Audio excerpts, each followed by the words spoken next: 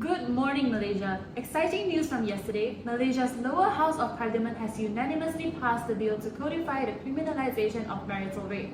I am Elaine G from channel 61604, and here are the reports of the parliamentary proceedings. Before we delve deeper in, let us first reiterate what rape is to ensure a smoother understanding of today's news report. Under Malaysian law, the definition of rape can be found in section 375 of the Penal Code, which explains that a man is said to have committed rape where he has sexual intercourse with a woman without her true consent, and this includes cases where the female is unable to consent, such as when she is under the age of 16 or when she is unable to truly understand the nature and consequences of that she gives her consent to. Now, there is not much debate on the legality of rape. It is widely accepted worldwide as a heinous crime that is punishable heavily. However, the issue arises when it comes to cases involving marital rape. The global stance on marital rape has been unclear and cloudy for a long time due to the historical property rights of women, having used to be a man's property which gives the husband a right of access to her, including sexual access. Many argue that marriage is consent in itself. However, despite the numerous contextual reasons as to the historical legalization of marital rape, today, most countries, 163 out of the 195 to be specific, have since recognized marital rape as a crime. Even so, in a 2005 survey by World Health Organization, it was reported that more than 50% of women in Ethiopia, Bangladesh, Tanzania, and Peru have reported having been subjected to physical or sexual violence by intimate partners, with figures reaching horrific numbers of 71% in rural Ethiopia. Zooming into our local statistics, Dr. Noor Aliza Kemi has reported that 72.9% of rapists in Malaysia are those who are intimate and known to the victim.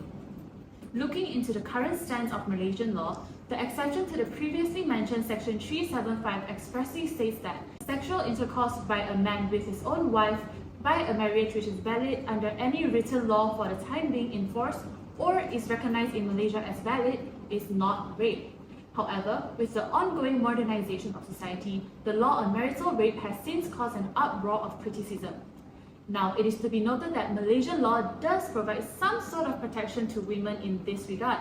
The statutory protection can be found in Section 375A of the Penal Code, where any hurt, fear, or death caused to a wife by a husband during a valid marriage with the motive of having sexual intercourse is punishable up to 5 years, which the adequacy of has also been highly debated on in recent times.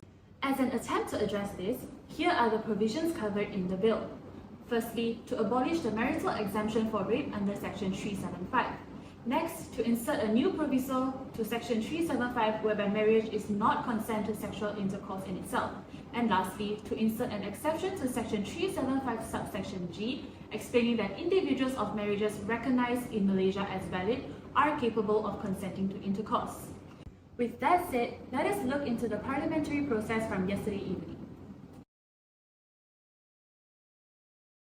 There is an urgent need to change the law on marital rape by passing the bill proposed today. Malaysian law on marital rape was heavily influenced by the Old English law. Before the case of R against R, the common law principle states that the husband cannot be found guilty of raping his wife except in certain circumstances. Sir Matthew Hill, Chief Justice of England in the 17th century, wrote that the husband cannot be guilty of a rape committed by himself upon his lawful wife formed by their mutual matrimonial consent and contract, which she cannot retract. Lord Hill's statement was enough for the courts in England and many other nations that founded their legal systems on English law to recognize the husband's immunity. For example, the marital exemption of rape is found under Section 375 of the Malaysian Penal Code. For many years after the publication of Hill's work, there appears to have been no substantive challenge until R against Clark. The rule was as such for many different grounds. The law assumed that a woman had given a continuous, irrevocable agreement to sexual relations with her husband when she agreed to get married. This implied consent was seen to be a fundamental aspect of the marital contract, where women's right and autonomy was severely constrained and they were viewed as their father's or husband's legal property. And this included sexual encounters because it was thought that a wife had the duty to satisfy her husband's sexual needs. Furthermore, this principle of the husband's immunity was for the preservation of marital relationships. Traditionally, there was widespread belief that making marital rape illegal may result in marriage dissolution, which was viewed as socially undesirable. Criminalization of rape within marriage would mean that the law would be interfering in the private affairs of married couples. Once the law and authorities are involved in marital disputes, it would be rather hard for a couple to then reach an amicable reconciliation.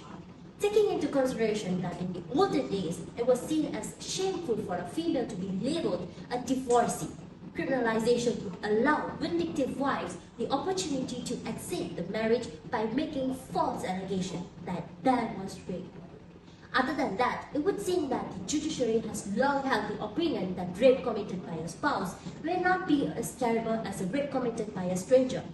According to studies comparing first instance rape sentencing in the years 1973 and 1985, stranger rapists were given substantially lower sentences than those who cohabited or ex-cohabited with the victim. Nevertheless, the consent of the wife to marital intercourse can be revoked via another process of law, such as a court order. Thus, an exception to the general principle by Chief Justice Hale was created. In R. against O'Brien, the husband was charged with marital rape. The court determined that the decree nisi, a preliminary divorce decree, amounted to wife's withdrawal of consent to intercourse.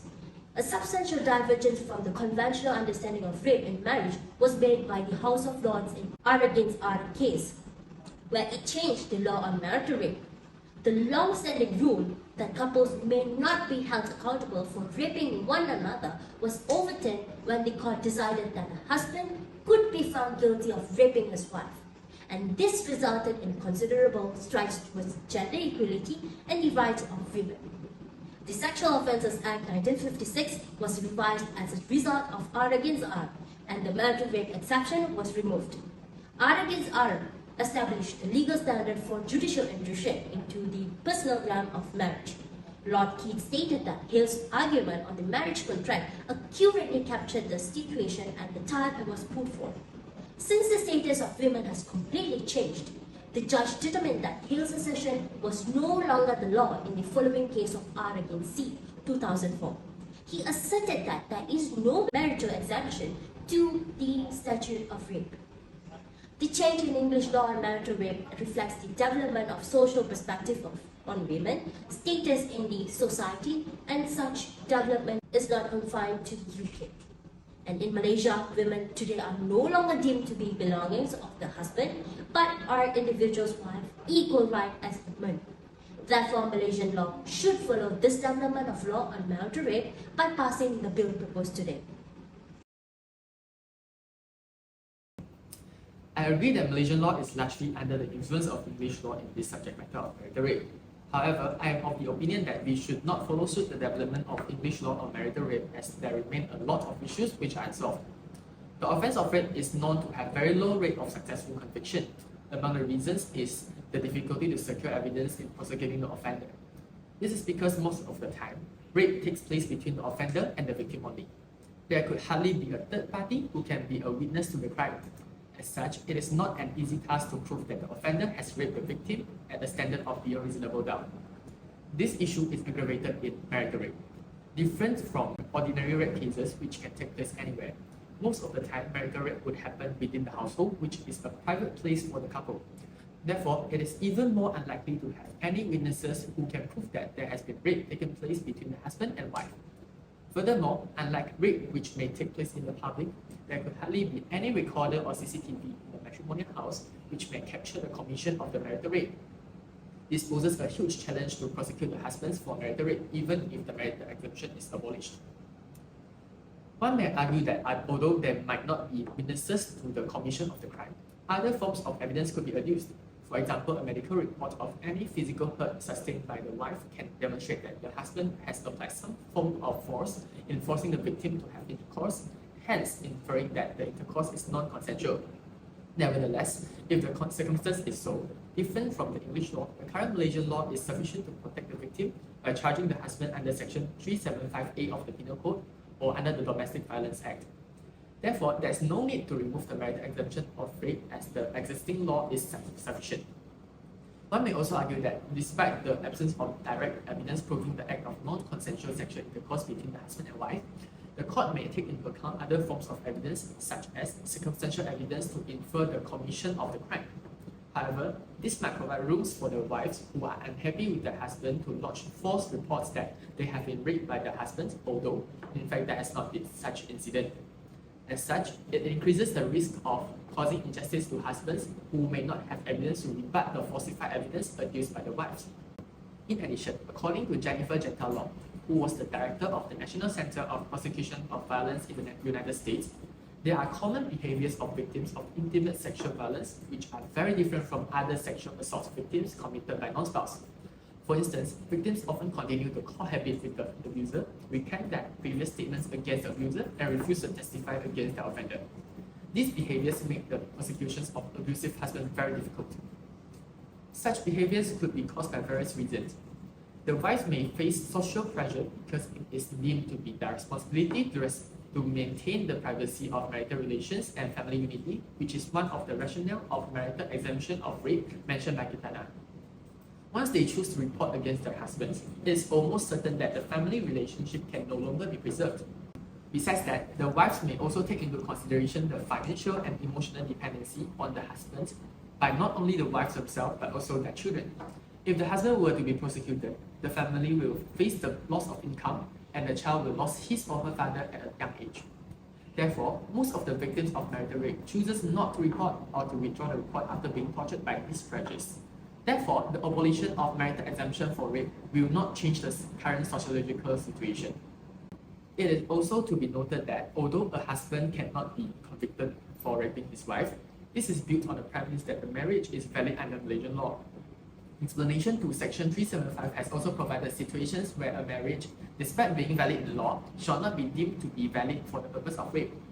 This includes situations where a woman is living separately from the husband under a decree of judicial separation or decree nisi, or where injunction has been obtained to restrain the act of sexual intercourse. In this context, it is similar to the English law.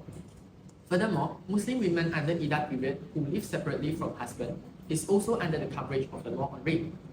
By virtue of these provisions, the wives who expressly pronounce her intention not to continue with the relationship through the instruments mentioned before can still be protected by the law despite the marital exemption.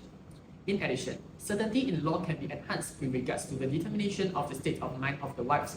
This is because the lack of consent of wives to have intercourse is more evident in these circumstances due to the express court orders. To amend it would in effect make the law uncertain as to whether there is consent due to reasons mentioned before, such as the lack of evidence.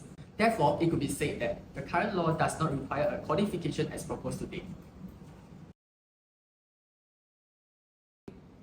As the opposition brought up earlier, the reason why the Malaysian government has been hesitant in codifying marital rape, as Teresa Koch stated, stems from difficulty in establishing proof that constitutes to marital rape. However, such claims are merely hypothetical and not evidence-based. In UK, marital rape cases, forensic evidence is collected as well as any medical documentations of bruising or injuries. Evidence of substances such as drugs to overpower the wife may further prove a case of marital rape. Furthermore, UK courts do take the family's history into account to show patterns of abusive behavior or signs of domestic violence by collecting evidence from friends or neighbors as a contributing factor to a case of marital rape.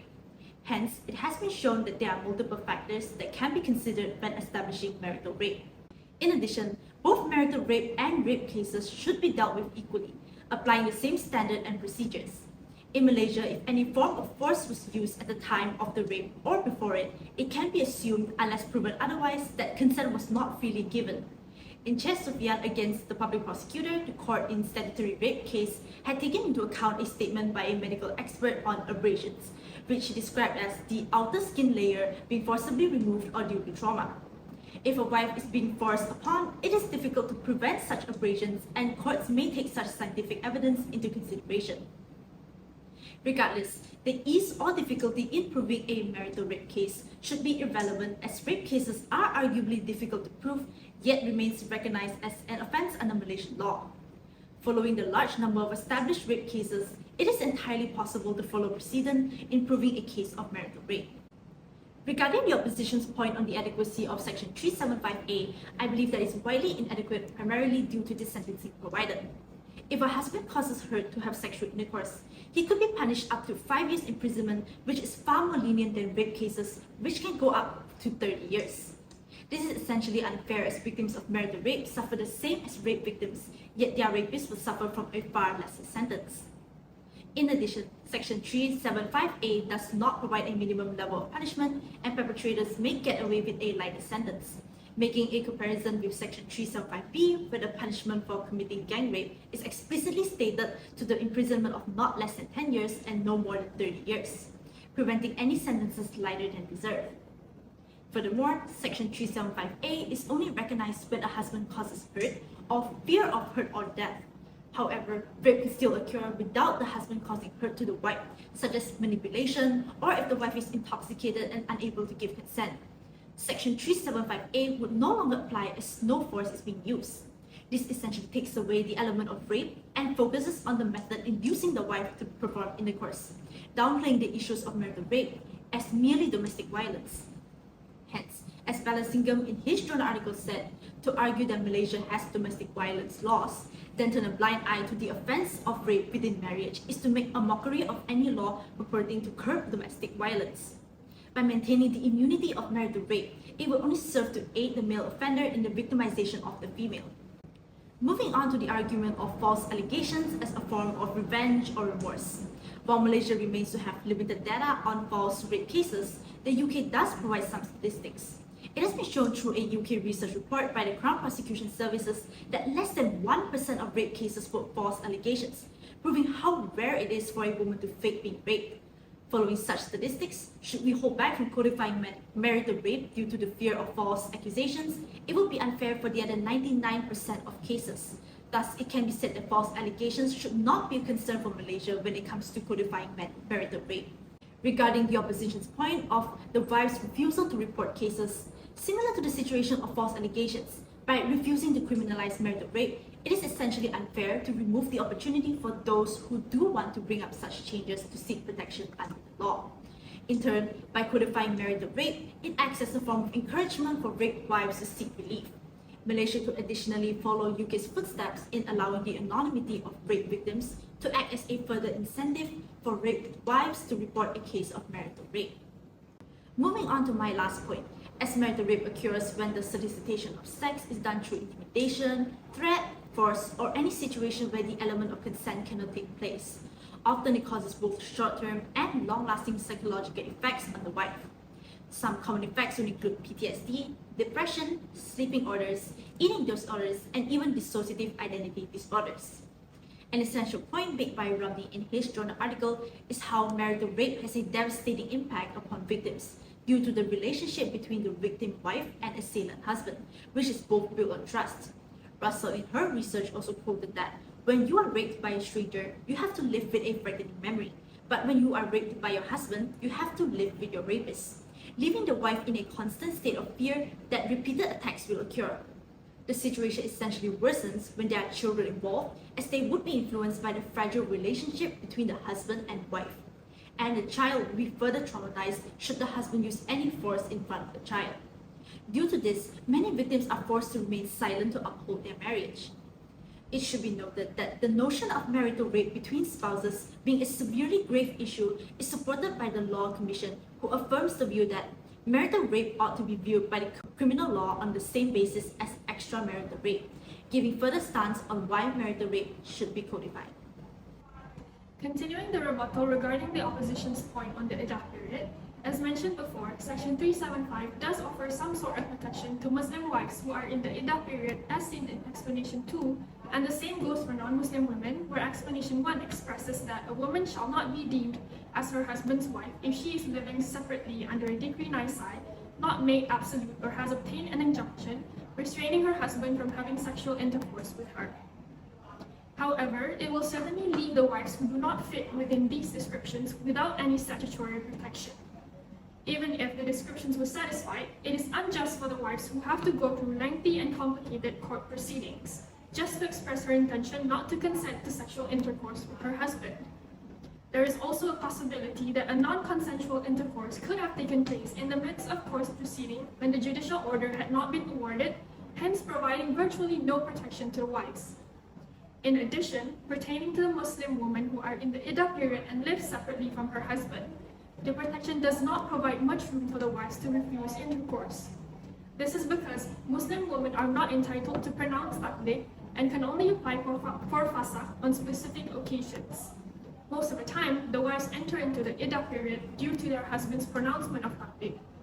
Therefore, the Muslim women did not have a choice to enter into the iddah period in order to protect themselves from rape. As such, the provisions does not effectively protect the Muslim women. Moving on, the lack of codification of marital rape allows rapists to get away with the rape of children. Under Section 375 sub G of the Penal Code, having sexual intercourse with a girl under 16 years is an offense of statutory rape. However, due to the lack of criminalization of marital rape laws, it allows child marriages under Sharia law to bypass Section 375 sub G, exempting sexual intercourse between a husband and his underage wife from being convicted for rape. Due to this, men who rape underage girls have attempted to evade criminal charges by marrying them. The case of Ahmad Shukri Yusuf was an example where the man who was charged with raping a 14-year-old girl was spared from being sent to prison and possible whipping after he married her, showing how child rapists will often have a means to escape punishment. Under conservative societies, it is already common for underage rape victims to be married off to their rapists by families to prevent tarnishing the girl's name. Factoring in the lack of marital rape laws, child rapists would abuse this exception to escape punishment, leaving the girl to suffer the trauma of the experience alone. As child marriages under Sharia law are outside the federal legislative power, by codifying marital rape, it provides at least some form of protection for underage marriages by preventing any undesired intercourse between husband and wife. Lastly, the lack of codification of marital rape laws goes against international norms and standards. We are no longer living in the past, and equality between women and men are a thing of the present, and laws to protect women, especially from cases like marital rape, should be established. Currently, Malaysia remains one of just 16% of countries that have yet to progress and recognize marital rape as a crime. Countries including Cambodia, Philippines, Thailand, and Tunisia have explicitly criminalized rape within marriage, and Malaysia should strive to follow their footsteps. The CEDAW Committee, which is an expert United Nations committee, have also reviewed Malaysia during 2016 and 2018 and recommended that Malaysia criminalize marital rape. The exception to Section 375 is a colonial handover from the British Penal Code, which Malaysia has opted to keep. It should be known that many countries that inherited British laws, including the UK itself, have repealed that particular section.